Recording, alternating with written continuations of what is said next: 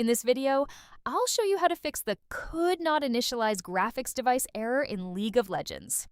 If you're running into this issue, here are a few things you can try. First, find League of Legends, right-click on it, go to Properties, then Compatibility, and activate these two options.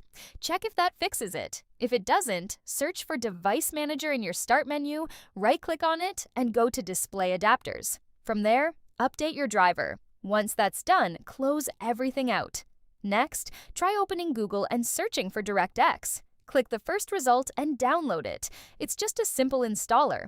After installing, restart your PC and see if the issue is resolved. If it's still not working, try reinstalling League of Legends. Go to Apps and Features, search for League of Legends, click on it, uninstall it, and then reinstall. Those are the main fixes. This issue is usually related to either DirectX or your graphics card drivers, so make sure both are up to date. If you have an NVIDIA card, you can also go to Apps and Features, uninstall the NVIDIA control panel and related software, then reinstall it. I really hope one of these fixed your issue. If it did, please leave a like and subscribe. It helps me out a ton. Thanks so much for watching.